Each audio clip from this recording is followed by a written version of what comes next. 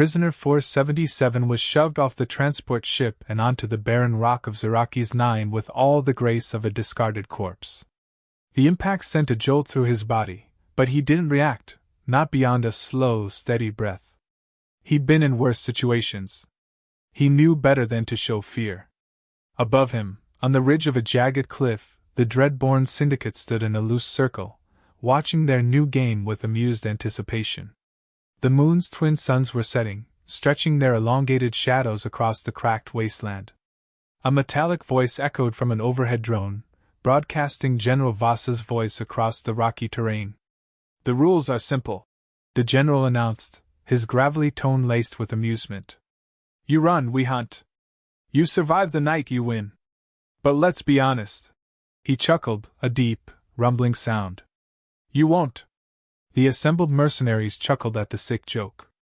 They had done this dozens of times before, dragging prisoners, criminals, rebels, unlucky drifters, onto this forsaken moon and making a sport of their deaths. It had never taken more than an hour before the prey was nothing but a cooling corpse in the dirt. Prisoner 477 took a moment to glance at his surroundings. The land was an endless expanse of sharp rock formations and deep ravines. There were no signs of life, save for the occasional low growl of something unseen in the distance. His captors had left him with only a standard-issue combat knife and a canteen of water, barely enough to last a few hours in the scorching heat. He turned the knife over in his hand, weighing it. Not ideal, but it would do. The drone above him emitted a short beep. "Begin." The mercenaries were already placing bets as he sprinted toward the nearest ravine, his movements controlled, measured. To them, he was just another desperate prisoner making a futile attempt at escape. But Prisoner 477 wasn't running. He was positioning himself. The first hour passed with little excitement. The hunters spread out, moving methodically across the terrain, their thermal scanners sweeping for his heat signature. The plan was simple: drive him into a corner, toy with him for a bit, and finish him off when they grew bored. Yorick the Blade, a hulking brute covered in battle scars, led the first search party down a narrow canyon. He carried a plasma rifle slung over one shoulder, but he didn't expect to need it. "Easy money," he muttered to himself. He'd placed a bet that the human wouldn't last 40 minutes. He never saw the tripwire. One moment he was striding forward, the next he was yanked off his feet, his head slamming against a rock. Blood trickled down his temple as he groggily tried to regain his bearings. Then he felt it, the unmistakable pressure of cold steel against his throat. A voice, low and calm, whispered into his ear. "Hunting me was a mistake." A quick slash. Warmth spilled down his chest. Then nothing. An hour later, the Syndicate realized something was wrong. The hunters regrouped on the ridge where they had last picked up the humans' tracks. 3 of their own were missing. No response on the comms, no sign of struggle. Just gone. General Voss narrowed his reptilian eyes at the horizon, irritation flickering across his face. "This isn't right," one of the mercenaries muttered. "He's just a human." A sharp crack echoed through the canyon. One of the hunters spun and dropped, a knife buried to the hilt in his back. Panic set in. The hunt was no longer sport. It was survival. Sisseth the Tracker, the Syndicate's best scout, knelt beside the fallen hunter and examined the wound. The knife had been driven in at just the right angle to sever the spine, silent, efficient, precise. Not the work of a desperate man fighting for his life. Sisseth glanced at General Voss. "This one knows what he's doing." Voss clenched his jaw. "Find him." The mercenaries spread out once more, but the tension had shifted. They were no longer laughing. No longer betting. And then they found the body. Suspended from a twisted piece of alien wood, Yorick's corpse hung limply, his own rifle slung over his shoulder as if mocking him. Carved into his chest, deep and precise, were 2 words. REAPER-3. For the first time, General Voss felt something foreign coil in his gut. Dread. Because he recognized that name. The Syndicate's confidence shattered the moment they saw Yorick's mutilated corpse. The name REAPER-3 carved into his chest sent a ripple of unease through the ranks. The younger mercenaries didn't recognize it, but the older ones did. Their silence, their stiff postures, and the way their fingers twitched near their weapons spoke louder than words. General Voss gritted his teeth and turned to Sisseth the Tracker, the Syndicate's best scout. "Tell me you've got something." Sisseth, usually unshaken, was crouched beside a fresh set of tracks. He traced the outline of a bootprint in the dust. "He's moving fast, using the terrain. Every time we think we're closing in, he's already doubled back. He's leading us." Voss let out a sharp breath. "Leading us where?" Sisseth hesitated before responding. "Someplace we don't want to be." A scream echoed through the canyon, cutting off their conversation. The comms crackled. We've got another one down! It's..." The transmission cut to static. The mercenaries froze. Their thermal scanners should have made tracking a human easy, but nothing was showing up. Voss turned to his second-in-command, a wiry cyborg named Ralvik. "Use the drones. Find him." Ralvik nodded and deployed the recon units. The sleek, hovering machines fanned out, scanning every crevice. One by one, they started going offline. The mercenaries heard a faint clink from above, a single metallic object tumbling down from the rocky ledge above them. A grenade. It detonated midair, sending out a blinding EMP burst. The remaining drones dropped like stones, along with every electronic device in range. Carter had just taken away their tech advantage. Before anyone could react, a sharp whistle rang through the canyon. A split second later, one of the mercenaries was yanked into the darkness, his strangled scream cut short. Then another. And another. General Voss clenched his jaw as his forces began to crumble. He had walked into an ambush. No, worse. He had walked into a hunt. The remaining mercenaries huddled into a defensive formation, backs against the rock. Their rifles swept across the canyon, searching for movement, but the only thing they could hear was their own ragged breathing. Sisseth, his usually steady hands now trembling, whispered, "This isn't a man. This is a phantom." Voss growled. "Enough of this. Thermal scans or not, we find him and end him." He activated his helmet's infrared overlay. Still nothing. His rage flared, until he realized why.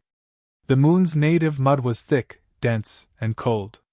The human had covered himself in it. He wasn't just hiding. He was invisible.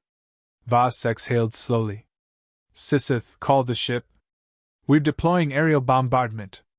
Wipe this canyon clean." Sisseth reached for his communicator, then stiffened. The device was gone. His entire belt was gone. The realization hit him too late. A split second later, a wire wrapped around his throat and yanked him backward. He kicked, clawed at the unseen force, but the noose only tightened. His last sight before darkness took him was a pair of ice-cold human eyes peering from the shadows. Minutes later, the Syndicate found Sisseth's body tied to a jagged rock, his own knife driven through his throat. Tucked into his vest was a dog tag. One of the veterans picked it up and turned it over with shaking fingers. It read Carter J. // Reaper-3. Recognition hit him like a punch to the gut. We need to leave." Another mercenary, younger and more foolish, scoffed. "What? He's just one man." The veteran whirled on him, eyes wild. "Do you know what that means? That name? He's not just some escaped prisoner, he's Black Ops. Trained to annihilate entire squads by himself. He's a ghost. A myth. And we just pissed him off." Voss overheard the exchange, his face hardening. The realization sat heavy in his chest. This mission had never been a hunt. It had been a death sentence. And the Syndicate had just walked straight into the hands of the Reaper. Years ago, before he was a prisoner, before the galaxy had forgotten his name, Jack Carter had been the best at what he did. The kind of soldier governments pretended didn't exist, because men like him weren't listed in official records.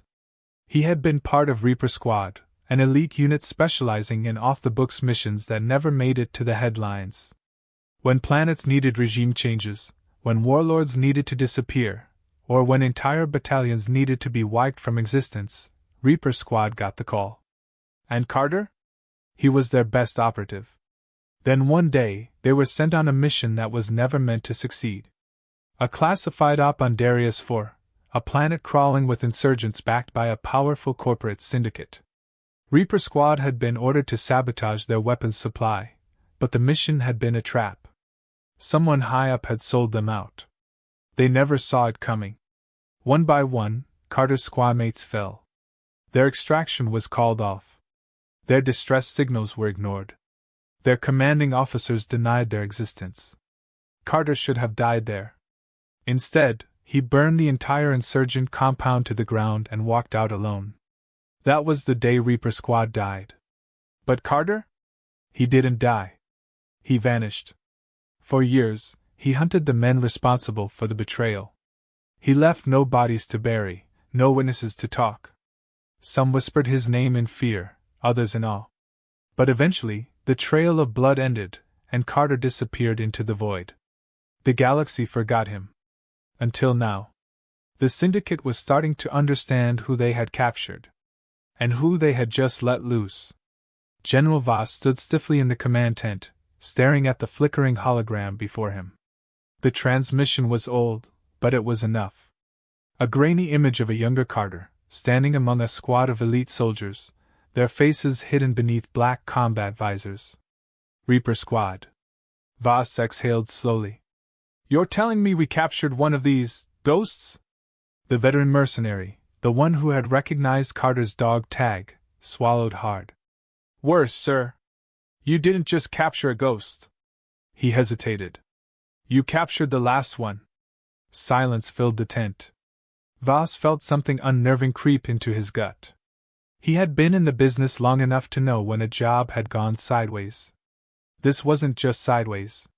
This was free-falling into hell. We need to regroup, he muttered, straightening. Get the men together, reinforce positions, set up a perimeter. A sharp crack interrupted him. The sound of a single sniper shot. One of the mercenaries outside the tent dropped, a clean hole punched through his skull. The camp erupted in panic. Carter had found them. And he wasn't done yet.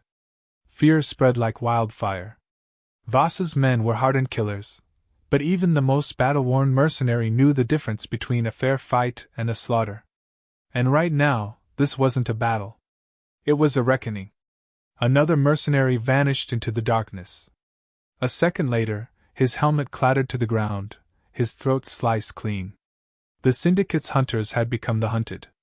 One of the younger recruits, barely more than a trigger-happy thug, whispered, What if we just leave? Voss heard him and rounded on him instantly. You think we can just walk away? Another mercenary shook his head. Sir, with all due respect, we're fighting a ghost. Voss growled. He's just a man. The veteran mercenary who had recognized Carter's name stepped forward, shaking his head. No. He's not. A tense silence fell over the remaining squad. And then, from the darkness, Carter's voice echoed over their stolen comms. You should have killed me when you had the chance. Panic erupted. One mercenary turned to run, only to be yanked into the shadows, his scream cut short. A second later, his severed arm was tossed back into the camp. Voss finally saw it in his men's faces. They weren't going to fight. They were going to run. And that was when Voss realized something even worse. Running wouldn't save them. Not from the Reaper. Jack Carter had been preparing for this moment from the second they dropped him onto Ziraki's 9. He hadn't run for his life, he had set the board. Every step, every kill, every whisper taunt over their stolen comms had been deliberate. He had turned their arrogance into fear, their hunt into a trap. And now, it was time to end it. The remaining mercenaries, stripped of their confidence and half their numbers, had retreated into a narrow canyon, one of the few routes that led back to their ships. Exactly where Carter wanted them. Perched above the canyon rim, hidden beneath the thick mud that masked his heat signature, he watched as the Syndicate clustered below. Their formation was sloppy, fear overriding discipline. A few still clutched their weapons like they had a chance. Most just wanted to get off this moon alive. He activated the detonator. The explosives, planted hours ago along the canyon walls, detonated in a precise sequence. Rock and debris came crashing down, trapping the mercenaries inside. Panic erupted. "It's a trap!" someone screamed. Voss shoved his way forward, his face a twisted mask of rage. "Hold your ground! He's just one man!" A voice drifted down from the canyon walls, quiet and measured. "Then come and kill me!" A crack rang through the canyon, and the mercenary standing beside Voss collapsed, his helmet splitting open from a perfectly placed sniper shot. Then the real slaughter began. Carter moved like a shadow, picking them apart with surgical precision. One moment, a mercenary was there; the next, he was dragged into the darkness, his final scream echoing through the canyon. Another mercenary turned in time to see Carter's knife flash before it drove into his gut. Chaos swallowed the Syndicate. Some fired wildly, their shots hitting nothing. Others tried to flee, only to find the rockslide had blocked their escape. Voss saw his men breaking. He could smell the fear in the air. And then Carter dropped into their midst. The first man to reach him didn't even get a shot off before Carter snapped his neck like a twig. The second lunged with a combat knife. Carter caught his wrist, twisted, and buried the blade into his own throat. The third managed to squeeze the trigger, only for Carter to sidestep, seize his arm, and redirect the shot into another mercenary's skull. Within seconds, 4 men were down. The rest ran. Voss watched in stunned silence. He had led armies. He had executed planetary raids. And yet, standing here, watching this one man dismantle his forces, he finally understood. Carter wasn't just fighting them. He was teaching them a lesson. One they would never forget. Voss had no intention of dying here. The hunt had gone terribly wrong, but he wasn't about to let himself be picked off like the others. No more games. No more underestimating his opponent. If Carter wanted a fight, he would get one. Voss tossed aside his rifle. A plasma cannon wouldn't work against a ghost in the shadows. But a face-to-face fight? That, he understood. He unclipped his shock gauntlets, flexing his fingers as arcs of blue electricity danced across them. "Carter!" His voice boomed through the canyon. "You want me? Come and take me." Silence. Then Carter stepped forward, calm, unhurried. His black combat suit was smeared with blood, both his and theirs. His face was blank, expressionless. Voss sneered. "Not so scary when you're not hiding, huh?" Carter said nothing. Voss lunged. The moment he moved, he realized his mistake. Carter didn't dodge. He sidestepped, redirected the momentum, and slammed his elbow into Voss's ribs so hard he heard something crack. Voss staggered back, snarling, but Carter was already on him. A blur of fists and knives, precise and unrelenting. Voss managed to block the first few strikes, his shock gauntlets crackling against Carter's blade. But then, a feint, a shift, a twist. Carter grabbed Voss's arm, twisted, and snapped it at the elbow. Voss howled in agony, dropping to his knees. Carter wasted no time. He grabbed the fallen general by the collar and pulled him close, his voice low. "This was never a hunt," he whispered. "It was a reckoning." Then he drove his knife into Voss's heart. Voss gasped, his body going limp as Carter let him fall. The last of the Syndicate survivors, the ones who had watched their leader die, dropped their weapons. Some fell to their knees. Others turned and ran for their lives. Carter didn't chase them. He had already won. As the last mercenary ship fled the moon, Carter stood at the wreckage of the Syndicate's camp. He had sent his message. But before he left, he took a can of spray paint from their supply crate and marked their flagship with a single warning. Reaper-3 lives. Then he disappeared into the night. Word of Zeraki's 9 spread faster than light across the galaxy. The Dreadborn Syndicate, a mercenary force feared across dozens of systems, had been dismantled in a single night. The survivors, those few who had fled with their lives, spoke in hushed, haunted tones. Not about a battle. Not about a warrior. But about a ghost. The last of Reaper Squad had returned. and the legend of Reaper-3 was reborn. Carter sat alone in the cockpit of the stolen Syndicate ship, watching the burning husk of Ziraki's 9 shrink in the viewport. The smell of blood and scorched metal still clung to his skin. He should have felt satisfied. Voss and his mercenaries were dead. The ones who ran would never forget what happened. But Carter had been in this game too long to believe it was over. Someone had put him on that moon. Someone powerful enough to drag him out of the shadows after all these years. And they weren't done. He leaned back, exhaling slowly. There was only one thing left to do. Find them first. And finish what they started. Deep in the outer rim, in a place where laws didn't reach, a transmission flickered to life in a dimly lit chamber. A figure, face obscured by static, leaned forward as a mercenary knelt before them, trembling. "He's alive!" the mercenary stammered. "Reaper-3 survived." The figure remained silent for a long moment. Then, a slow chuckle filled the air. "Of course he did." They tapped a few commands on a console. Screens lit up, revealing classified files, old military records, and mission reports long buried by bureaucracy. The name Jack Carter blinked in bold letters across the display.